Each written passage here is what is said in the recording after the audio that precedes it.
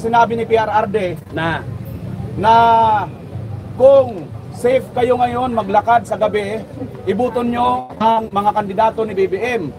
At ang sinabi naman ni BBM na ang kabila daw pong kampo ay pinagbili lang po ng suka. Ano pong reaksyon nyo doon?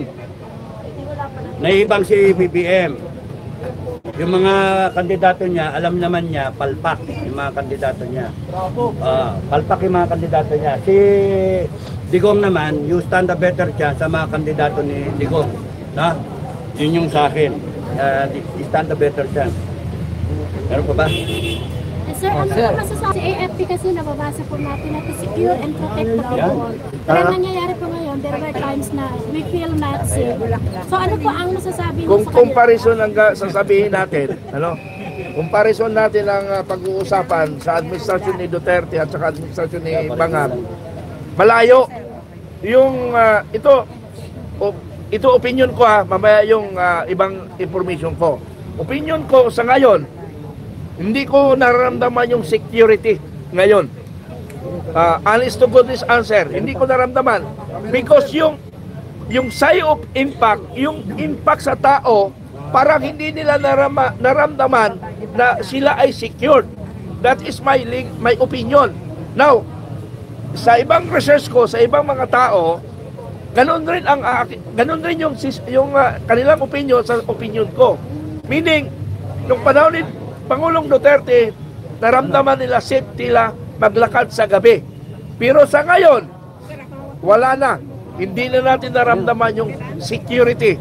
So, wala talaga. Kaya nga sabi ko nga, itong administrasyon na ito, kinakailangan na nating palitan ang administrasyon. Paano natin gagawin yan?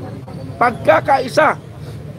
Mayroon kaming time na ginawa namin, pero i-explain ko yon sa aking vlog, paano na hindi na mamalayan, tapos na ang laban, pero mayroon lang isang elemento na nag-failure. Ipapaliwanag ko sa vlog yan para maganda yung explanation ko doon. Majority wins, di ba? Kaya kahit kunyari merong 1,000 Pilipino na apektado ng isang project ng government, nasasagasaan yung 1,000 Pilipino para sa 120 million na Pilipino.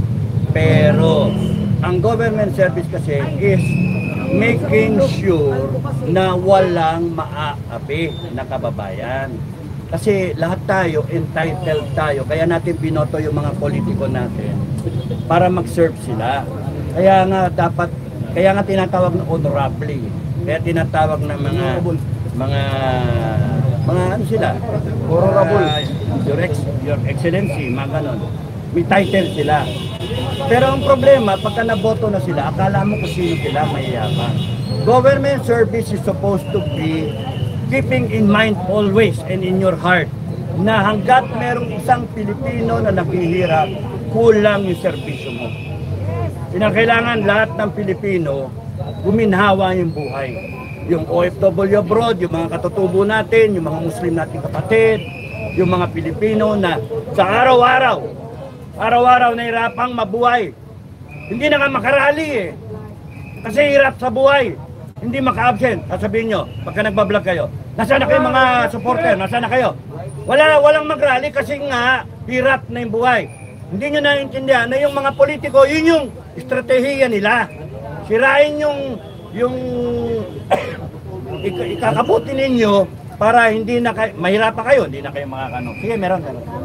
No? Kaya yun yung kinakailangan, ang sisingilin ninyo yung mga politiko na binoboto nyo. Ngayon, ang problema ninyo ngayon, you're stuck with a 3-year election period. 6 years kung national na So, in 3 years na boto, ang problema, merong mali sa sistema natin. Why? Pagka binoto mo na yung tao, we are stuck with the person. Wala na. And then magdusa ka. Di ba, ang question ko sa inyo, tama lang na ang oras ng bawat Pilipino ay napakahalaga. Kahit sino ka man, may pinag-aralan ka, mayaman ka, mahirap, bobo ka, tanga ka, o whatever, adi ka, mahalaga yung oras mo bilang isang Pilipino. That's why, hindi dapat masayang yung oras natin sa mga tanga ng politiko, mga incompetent. Kaya nga, there should be a system na pagkapalpak talaga yung tao, meron tayong paraan para tanggalin kaagad yung mga gago na yan. Kasi sayang yung oras natin. Sayang yung oras natin. Sir, can you enlighten us? Tulad po sa nangyari sa ako, Ilocano Party List. Kaming mga Ilocano, marami din na ayaw na ma-impeach si VP Sara. Pero yung ako, Ilocano Party List, ay bumoto na ma-impeach si Sara. Ano po masasabi? Kasi ang sabi nila, umira lang pera. Umira lang pera. 25 million sa dalawang AX saka yung isa. Akap, and then 100 million sa allocation. 150 million lahat. Ngayon, saan galing yung informasyon? Sino ang may katibayan dito na yung congressman ninyo tumanggap ng pera para bumoto ng impeachment? Sino ang may ebidensya dito? Wala. Wala. Chismis eh. Di ba? Pero ang tanong, saan galing yung balita? Sa loob din eh. Yung mga Pilipino rin na mga staff nila na hindi matiis, nagsalita. At yung mga congressman din mismo, sa kanila galing yung informasyon. Hindi naman kayo nag-imbento. Pero binabaliktad nila. Nasaan yung ebidensya nyo? Nasaan? Wala ang ebidensya. Pero ngayon, they get away with it. Pinapaikot nila yung mundo natin na laging meron silang tinatapat na kwento, istorya. Yung 2025 budget, ano tinapat nila? Mga vlogger. Yung impeachment ni Sara, ano tinapat nila?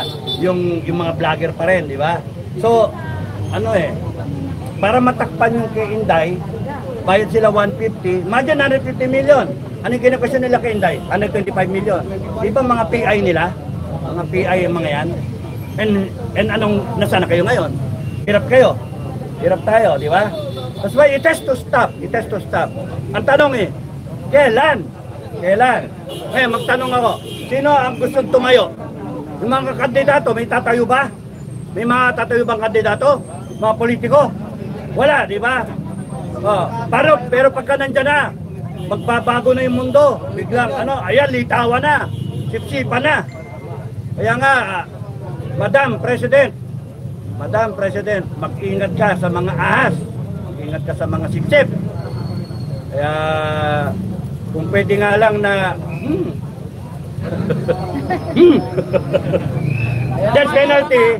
death penalty para sa mga magnanakaw. Death penalty. Alam niyo, kung kami masunod, kung kami lang, ayaw namin ang magkaroon ng yung Congress isara, yung Senate isara, yung Comelec isara. Baguhin natin. Yun yung ko.